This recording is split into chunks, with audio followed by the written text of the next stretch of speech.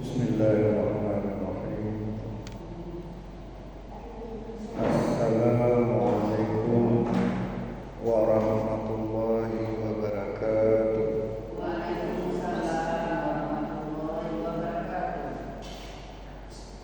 Innal hamdalillah nahmaduhu wa nasta'inuhu wa nastaghfiruh wa na'udzu billahi min shururi anfusina wa min sayyiati a'malina may yahdihillahu fala mudilla lahu wa may yudlil fala hadiya lahu.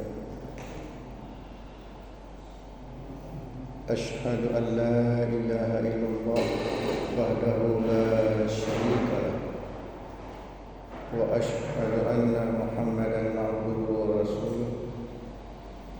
Allahumma shalli wa sallim wa barik ala Muhammad wa ala alihi wa ashabihi ajma'in. Ibu-ibu yang dimuliakan oleh Allah,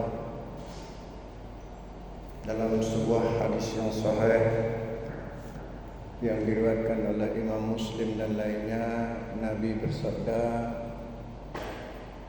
"Ad-dunya mata'un wa khairu mata'ud dunya al-mar'atus salihah." Apa artinya? Kata Nabi, ad-dunya mata'un, dunia ini adalah perhiasan. Ya. Dunia ini adalah perhiasan. Wa khairu mata'ud dunya al-mar'atus salihah. Tapi Nabi kemudian mengatakan, sebagus-bagus perhiasan dunia adalah istri yang soleha. Ya. Tunggu ya. Apa kata Nabi tadi? Ad-dunya mata'un. Dunia ini adalah perhiasan. Wa khairu mata'id dunya, dan sebagus-bagus perhiasan dunia adalah al-mar'atus salihah, istri yang salihah. Ya. Sekarang apa perhiasan dunia yang paling indah dan mahal? Menurut ibu-ibu apa? Emas. Emas enggak. Di Jawa banyak kali emas. Emas dono, emas apa? Enggak, ini kita lihat dari materialnya dulu. Apa? Intan atau berlian. Ya kan, perhiasan dunia apa yang paling mahal? Batu giok. Berlian, berapa harganya? Kalau emas paling berapa? Berlian, macam-macam berlian itu. Ada berlian safir, ada black diamond, ada jamrud. Itu perhiasan dunia. Harganya berapa? Miliaran. Ya kan, Bu? Miliaran harganya. Tapi kata Nabi apa? Itu semuanya kalah dengan siapa? Dengan wanita salehah. Ya. Kayak begitu. Coba kita perhatikan lagi hadisnya. Kata Nabi, ad-dunya mata'un, dunia ini perhiasan. wa khairu mata'id dunya, dan sebagus-bagus perhiasan dunia adalah al-mar'atus sholihah. Katakanlah perhiasan dunia itu paling bagus batu berlian, permata, rubi, apalagi safir, apalagi intan. Tapi ternyata itu semua kalah. Atau apa perhiasan dunia? Mobil mewah, rumah mewah. Ternyata semua itu kalah dengan wanita yang solehah. Ada apa rupanya wanita yang solehah itu? Ada, kenapa kok bisa menjadi perhiasan terindah? Sekarang saya tanya, jika seorang suami misalnya sangat sayang kepada istrinya, mau nggak dikasih intan? Dan dia ada uang beli intan, mau nggak dikasih? Bang, minta intan dong, kasih nggak? Bang, minta permata dong, kasih nggak? Ada uangnya, kasih. Kenapa dikasih? Karena sayang. Ya. Jadi sebenarnya ada perhiasan dunia yang lebih mahal dari apapun perhiasan dunia. Ternyata ada di sisi seorang suami. Siapa dia? Al-mar'atus sholihah. Kenapa? Kenapa wanita sholihah itu menjadi perhiasan terindah? Nah, sekarang contoh ini. Katakanlah perhiasan paling mahal di dunia tadi apa? Permata. Katakanlah ada permata satu batu bata besar. Dah, kan mahal harganya. Berapa harganya? Miliaran. Tapi kan batu bata itu nggak pandai, nggak ada nggak dia ngomong, halo abangku sayang, ada nggak? Ada nggak? Nggak ada, nggak bisa ngomong dia. Tapi istri yang solehah bisa ngomong kayak gitu nggak? Ibu-ibu pernah ngomong sama suami kayak gitu? Halo abang sayang, minta uang dong. Ada nggak?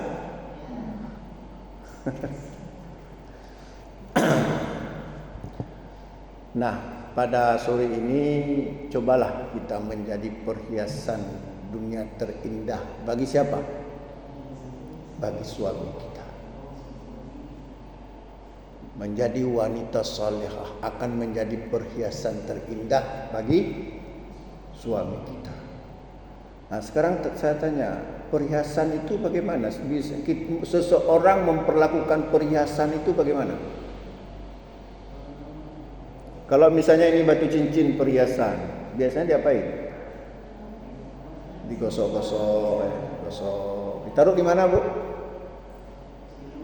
Di lemari. Kalau kotor, dilap. Kalau jatuh, aduh jatuh.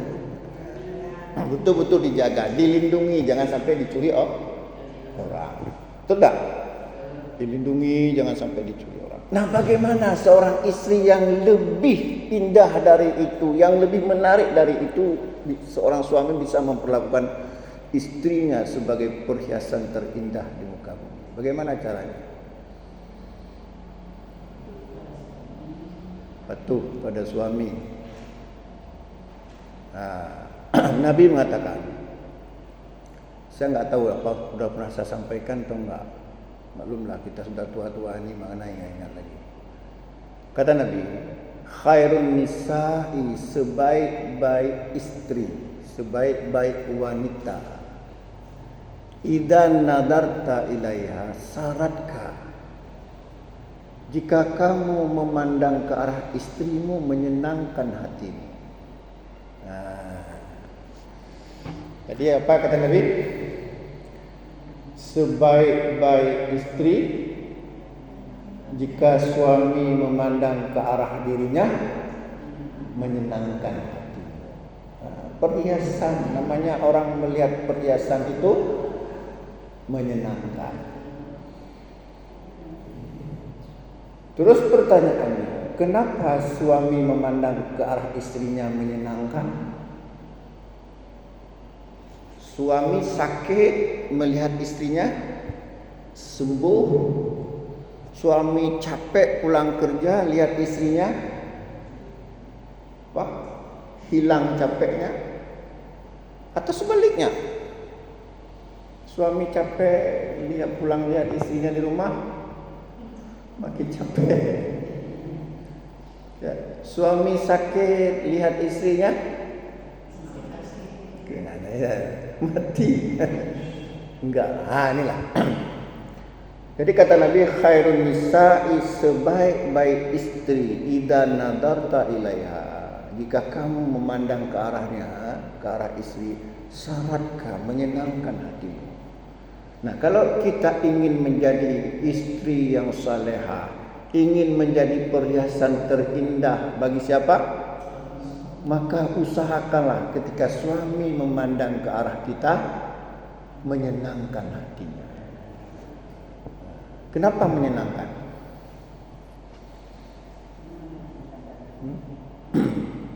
Kalau coba tes nanti ibu ya di rumah, ketika suami pulang lihat istrinya, senang nggak suami? Ketika suami pulang terus suami melihat ke arah kita sebagai seorang istri, senang nggak dia? Kalau dia senang berarti kita sudah menjadi perhiasan bagi dirinya. Kenapa senang? Para ulama mengatakan ada dua keadaan pada istri itu sehingga dia ketika suami memandang ke arahnya menyenangkan hatinya. Yang pertama fisiknya. Fisiknya. Ini maaf ya, nggak tersinggung kan? Mungkin satu ngomongin kita pula tuh. Ya. Fisiknya, apa masalah fisik? Saya sering kali bilang bahwasanya, ya ini mohon maaf jangan tersinggung.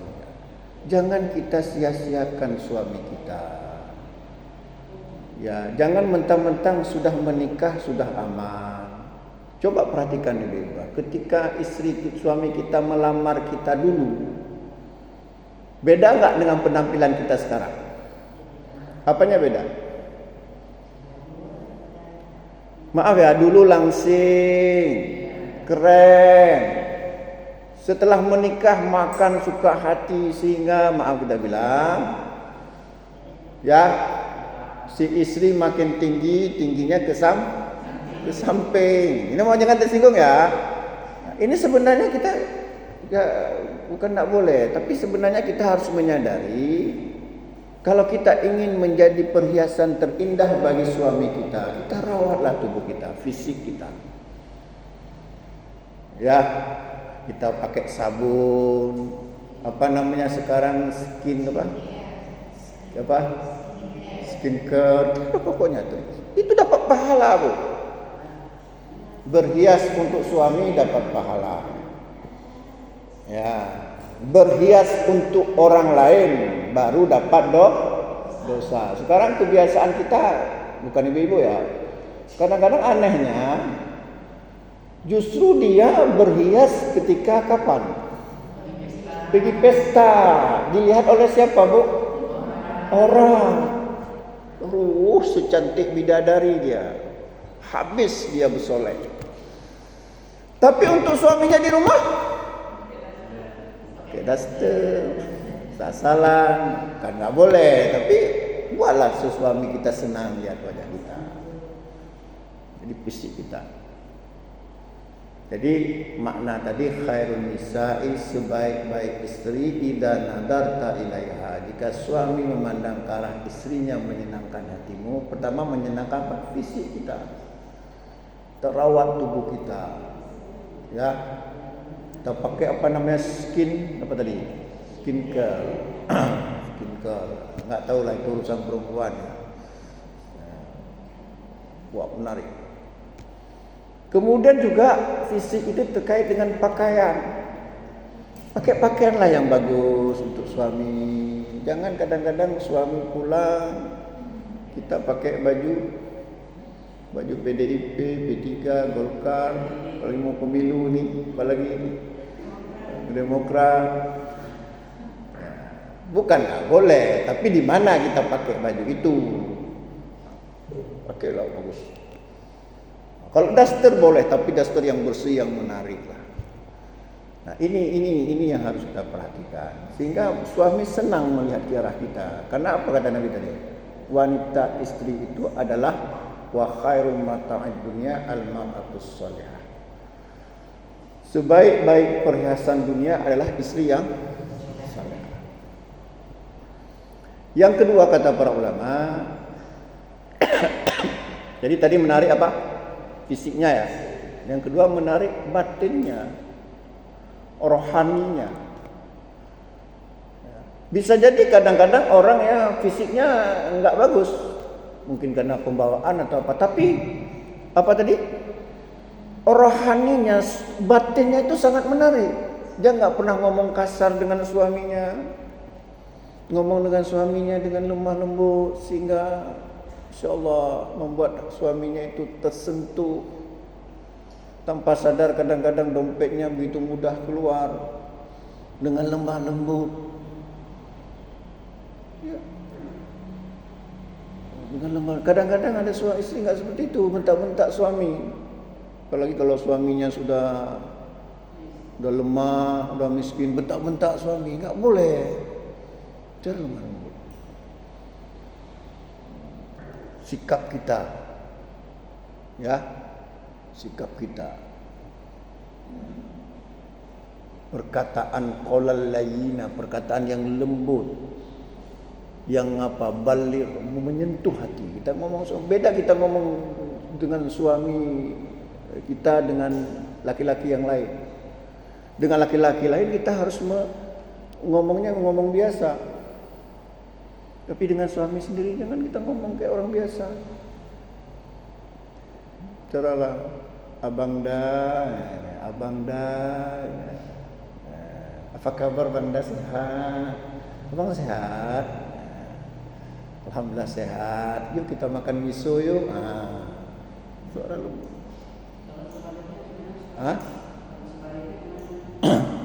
Sebaliknya suami kasar.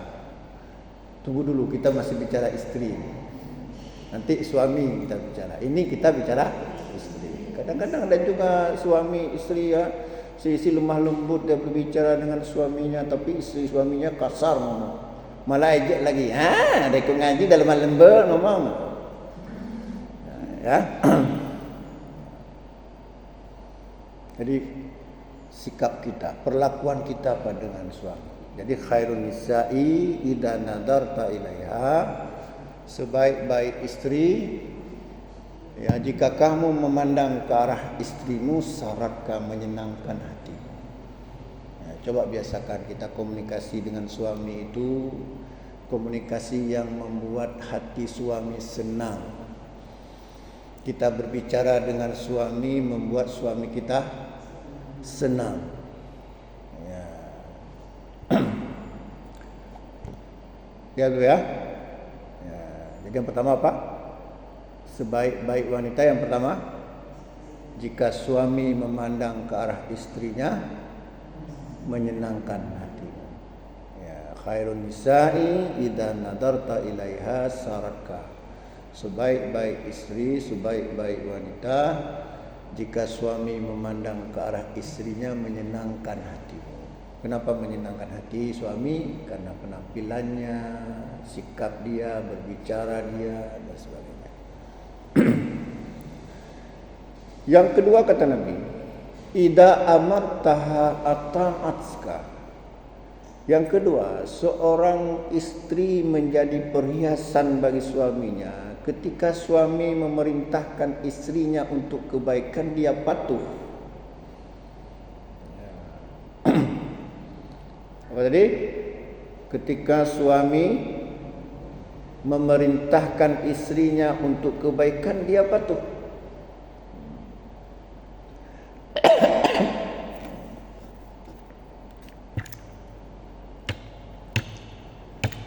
Ya.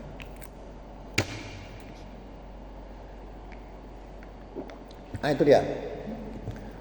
Ya. Sudah sifatnya manusia, termasuk istri, termasuk suami. Jika kita melihat ada orang patuh sama kita, sayang nggak kita? Sayang. Anak kita patuh sama kita, kita sayang. Istri kita patuh sama kita, sudah sayang. Orang-orang patuh. Ya, makanya kata Nabi yang kedua, idza amartaha ata'atska. Jika kamu memerintahkan istrimu untuk kebaikan, dia patuh. Tapi hati-hati, jangan salah paham dengan hadis ini.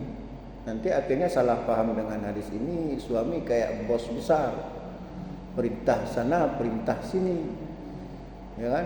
Kopi ya, harus sudah laksana. Belum habis kopi, weh udah kayak bos. Nah, ini udah salah. Ya. Nah, makanya Nabi mengatakan, la ta'ata fi maksyatillah.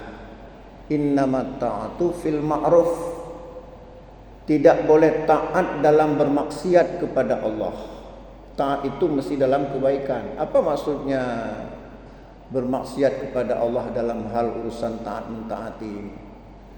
Ya, nah, contoh gini. Ketika suami bilang sama istrinya, "Dek, adik itu gak usah pakai jilbab lah. Abang suka rambut adik apa glowing apa rebonding apa namanya, suka." Nah, apakah seorang istri ketika suami mengatakan seperti itu dia harus patuh? Tidak. Kenapa? Karena kalau dia patuh, dia bermaksiat kepada Allah. Paham ya? La ta'ata fi maksyatillah. Tidak boleh taat dalam bermaksiat kepada Allah. Boleh enggak suami tidak patuh? Enggak. Kenapa? Karena perintahnya dalam hal bermaksiat kepada Allah. Atau misalnya ya, isinya bukan maksiat, tapi caranya maksiat. Contoh gini. Ketika suami mengatakan pada istrinya, "Dik, ayo salat." Bagus enggak perintahnya? Bagus.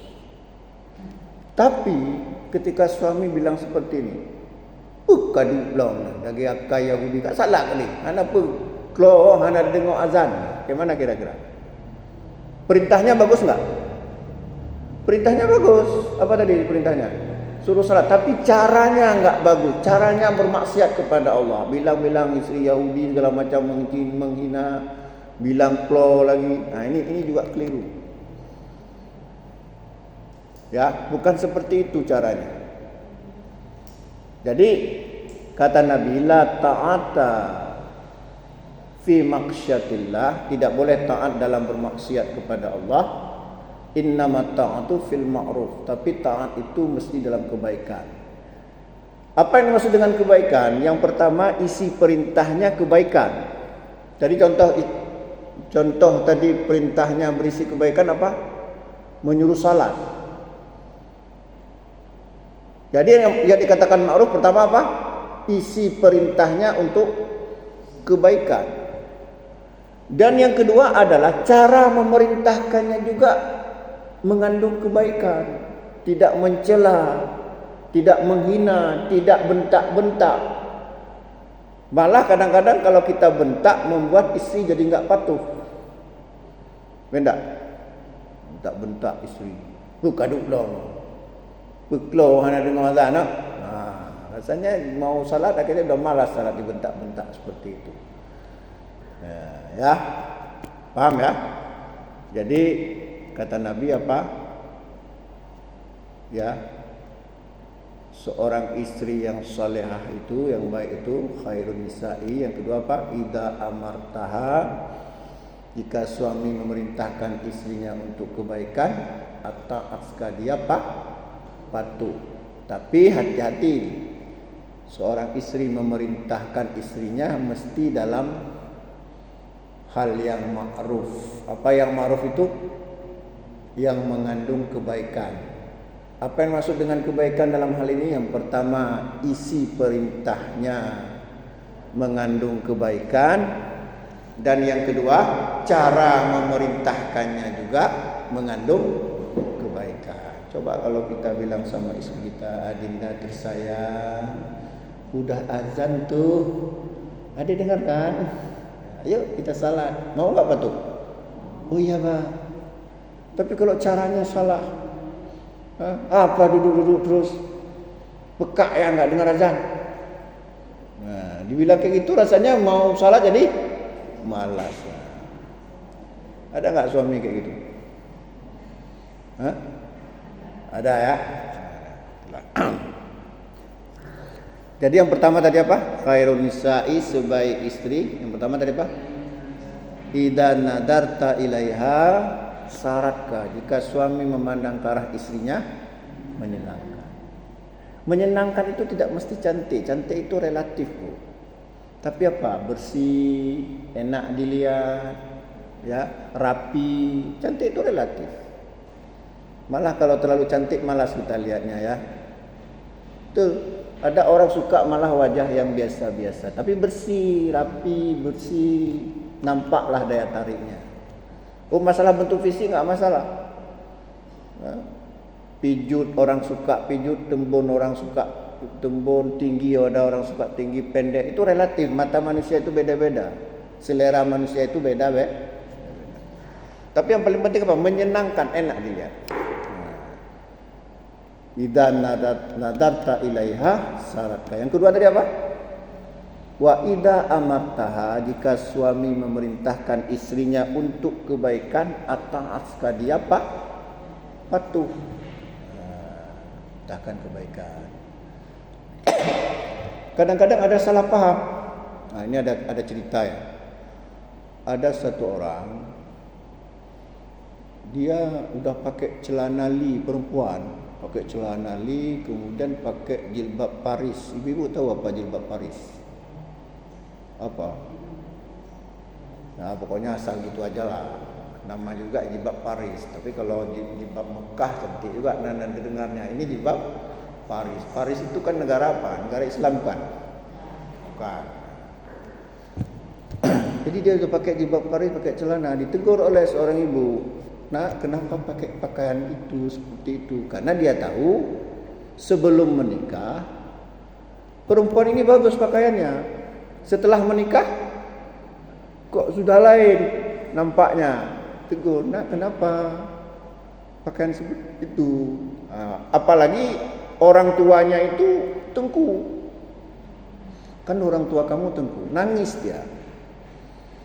Apa katanya? Suami saya yang menyuruh saya seperti ini. Kan saya sebagai istri harus terpaksa patuh. Apa betul itu? Nah, itulah tadi. La ta'ata fi maksyatillah. Tidak boleh taat dalam bermaksiat kepada Allah. Seharusnya si istri itu tidak boleh patuh. Justru patuh itu berdosa. Namanya apa? Ta'awanu 'alal itsmi wal 'udwan. Tolong menolong dalam hal dosa dan bermusuhan. Paham Bu ya?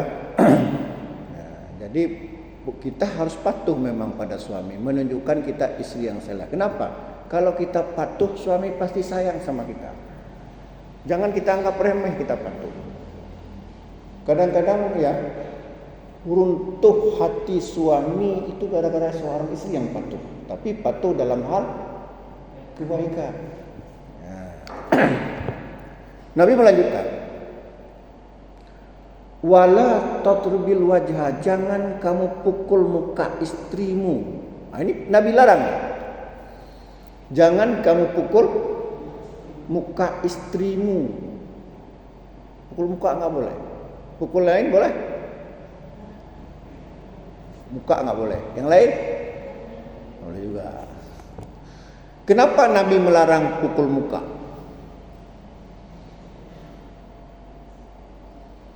Karena muka ini Bu ya apa? Mahkota. Enggak boleh cacat muka. Sekarang jujur saya tanya sama ibu-ibu. Seorang laki-laki melamar perempuan apanya dilihat? Muka kan? Enggak ada saya tertarik kali sama lututnya misalnya. Enggak ada. Saya tertarik kali sama jempolnya, enggak ada. Pasti fitrah manusia melihat muka. Makanya kenapa orang kadang-kadang habis-habisan mengolah muka. Nggak ada orang olah lututnya kan? Ya tak? Maka Nabi mengatakan wala tadwil wajah, jangan kamu pukul muka istrimu, karena itu mahkota. Nah, lantas yang lain boleh? Nggak boleh juga. Nggak boleh ada KDRT. Nggak boleh. Ya. Kenapa? Karena tugas seorang laki-laki itu melindungi istrinya. Justru orang lain ya yang memperlakukan istri seorang perempuan dengan cara yang kasar, dia melarangnya. Ar-rajulu ra'in fi ahlihi wa huwa mas'ulun an ra'iyatihi. Seorang suami pemimpin dalam rumah tangganya dan dia akan diminta pertanggungjawaban. Apa yang maksudkan dengan memimpin? Di antaranya melindungi, tidak boleh mendalimi istri. Baik didalimi oleh orang lain atau didalimi oleh dirinya sendiri. Jadi nggak boleh pukul. Jadi kalau maaf seandainya ada seorang suami pukul si istri, bilang itu dosa hukumnya, dosa besar. Ini kadang-kadang aneh sekali laki-laki ini. Makanya berdoalah jangan kita sampai punya suami seperti itu. Orang yang selalu mengurus dia 24 jam. Makan tinggal makan, betul enggak Bu? Minum tinggal minum. Pakai pakaian tinggal pakai pakaian, dibayar sepeser pun tidak, betul enggak? Tapi salah sikit suami istri, salah sikit istri dibentak-bentak bahkan dipukul. Ini orang saraf ini. Enggak boleh. Enggak boleh. Ini ada suami yang seperti itu, suka kali pukul istri. Mungkin maling masuk ke rumahnya enggak segitunya dipukul. Sementara suami istri yang mengurus dia 24 jam, kejam sekali. Nah, kalau seperti ini musibah. Enggak boleh, haram hukumnya memukul istri. Saya Bu insya-Allah enggak pernah saya pukul istri. Saya cubit pun mungkin enggak pernah juga. Marah ya ada, namanya marah. Kalau enggak marah enggak normal, tapi enggak sampai kita pukul memukul, urusan pukul memukul. Enggak boleh. Coba bayangkan ya, dialah satu-satunya wanita yang paling setia terhadap suami di dunia ini. Enggak ada wanita. Ibu misalnya, terbatas enggak? Ibu terbatas. Enggak mungkin kan ibu tidur dengan kita. Tapi istri tidur dengan kita, kita sakit dirawatnya. Enggak ada manusia di dunia ini yang paling setia kecuali istri. Dan demikian juga enggak ada manusia yang paling setia di dunia ini kecuali suami. Maka enggak boleh saling mendalimi. Si istri enggak boleh mendalimi suami, suami enggak boleh mendalimi istri. Ada juga kadang-kadang istri mendalimi suaminya. Namanya suami takut istri. Ada juga ini. Nah, jadi kata Nabi apa? Wala tatrubil wajha, jangan kamu pukul muka istrimu. Enggak boleh. Nah, bilang nanti sama suami atau siapa saja, enggak boleh pukul-pukul istri. Enggak boleh. Dulu ada seorang ibu-ibu tanya sama saya, Ustaz, boleh enggak saya minta cerai sama suami? Hah, kenapa minta cerai? Suami saya katanya kejam kali, jahat kali. Jangan. Enggak boleh. Mudaratnya lebih besar. Orang bisa berubah. Cuman bagaimana cara kita merubahnya? Enggak ada yang enggak bisa berubah. Batu saja ya, yang keras di gunung bisa berubah menjadi pasir di lautan. Ini kan firman Allah, summa qasat qulubukum min ba'di dzalik fahiya kal hijarah aw asyaddu qaswah. Wa inna minal hijarati lama yatafajjaru minhul anhar. Wa inna minal hijarati yatafajjaru minhul anhar. Wa inna minha lama yashaqqaqu fayakhruju minhul ma'. Wa inna minha lama yahbitu min khasyatillah. Ya. Tuh. Kemudian hati kamu semuanya kata Allah menjadi keras, dan kerasnya itu seperti batu, bahkan lebih keras lagi daripada batu. Padahal ada di antara batu-batu itu yang memancarkan, yang mengalir sungai-sungai daripadanya. Dan ada di antara batu-batu itu yang terpecah keluar air, dan ada di antara batu itu yang jatuh sehingga sampai di tepi lautan. Menjadi apa dia? Menjadi pasir. Nah, coba Kak bayangkan, batu yang keras di gunung bisa berubah menjadi selembut pasir. Tadi kan Allah mengatakan ada manusia yang hatinya keras seperti batu, bahkan lebih keras batu. Itu ada kemungkinan dia hatinya menjadi lembut. Dengan cara apa? Dengan cara kita mendekatinya dengan yang baik. Dengan dia kita suruh beribadah, mendekatkan diri kepada Allah. Ya, sebagaimana firman Allah, walladzina amanu wa tatma'innu qulubuhum bidzikrillah, ala bidzikrillah tatma'innu qulub. Orang-orang yang beriman, orang-orang yang menenangkan hatinya dengan mengingat Allah. Ala, kata Allah, ingatlah bidzikrillah tatma'innu qulub, dengan mengingat Allah hatimu akan tenang. Nah itu Bu. Ya. Jadi apa tadi? Yang ketiga kata Nabi, jangan apa?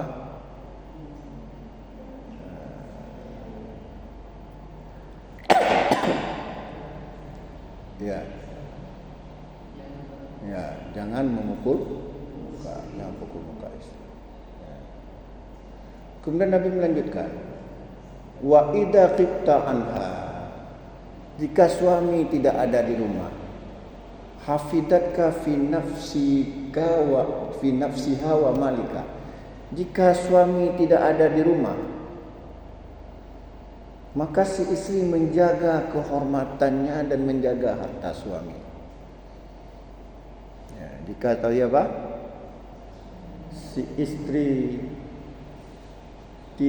si suami tidak di rumah, maka seorang istri yang salehah itu dia menjaga kehormatannya dan menjaga harta suami. Ya, menjaga harta suami. Apa maksudnya? Ya, maksudnya ketika suami tidak ada di rumah, ya, pergi kemana misalnya kerja, ke Medan, ke Jakarta, dia enggak menerima tamu laki-laki ke rumah, enggak sembarangan, enggak kelayapan kemana-mana. Jangan ditelepon, mana dek, di Longa, besok telepon mana dek, Kumbate, di mana dek, macam-macam kemana-mana. Jadi itulah yang membuat kadang-kadang kehilangan kepercayaan dari si suami. Nah itu dia. Kemudian ada ditinggalkan harta rezeki yang amanah lah. Jangan dikasih uang 1 hari ludes, habis semua. Tinggalin uang 5 juta, habis semua. Beli HP lah, beli ini macam-macam. Nah ini kadang-kadang membuat suami curiga. Ketika pulang suami, hai ho peng, nah, tinggal uang 5 juta 3 hari habis. Kan curiga suami, kemana pergi? Kemana dibawa uang? Ya. Nah ini jika kita bisa kita jaga ini, yang pertama tadi apa? Khairun nisa'i, sebaik-baik istri, idza nadarta ilaiha saratka, jika suami memandang ke arah istrinya menyenangkan hatimu. Yang kedua, wa idza amartaha, jika suami memerintahkan istrinya untuk kebaikan dia patuh. Yang ketiga, wa idza ghibta anha, jika suami tidak ada di rumah, hafidatka, dia menjaga dirimu, fi nafsiha, dengan cara menjaga harga dirinya, ya, menjaga harkat martabatnya, wa malika, dan menjaga hartamu. Ya, insyaallah kalau kita patuh apa kata Rasulullah seperti ini, insyaallah kita akan menjadi perhiasan terindah bagi suami kita. Nah kalau seperti ini Bu, ya insyaallah enggak akan suami kita macam-macam, enggak akan selingkuh dia, enggak akan kawin lagi dia. Kenapa? Karena dia sudah menemukan perhiasan di rumahnya, di rumah tangganya. Tapi itulah kadang-kadang sulit. Apalagi kadang-kadang bagaimana kita menjadi perhiasan terindah bagi suami kita. Suami kita kadang-kadang enggak pandai memperlakukan perhiasan. Si istri sudah berusaha menjadi perhiasan terindah bagi suaminya, sebagaimana sabda Nabi tadi. Ya kan? Ad-dunya mata'un wa khairu mata'id dunya al-mar'atus salihah. Dunia itu perhiasan dan sebagus-bagus perhiasan dunia, kata Nabi, al-mar'atus salihah. Si istri sudah berusaha menjadi perhiasan terindah bagi suaminya. Dia berusaha agar suami ketika memandang ke arah istrinya, si suami senang, menyenangkan. Kemudian dia berusaha patuh dalam hal ketaatan kepada Allah. Kemudian dia amanah. Tapi ada juga terkadang suami bagaimanapun istrinya sudah berusaha seperti itu, tetap saja suami ini memperlakukan istrinya jangankan perhiasan, bahkan memperlakukan istrinya seperti besi daur ulang kadang-kadang. Suka-suka hati. Ya. Suami istri padahal sudah berusaha menjadi perhiasan, tapi si istri suami enggak paham apa itu perhiasan. Tetap saja di mata dia yang lebih cantik apa? Perempuan lain. Padahal istrinya. Nah, ada pertanyaan Bu, silakan. Ada yang mau bertanya, silakan.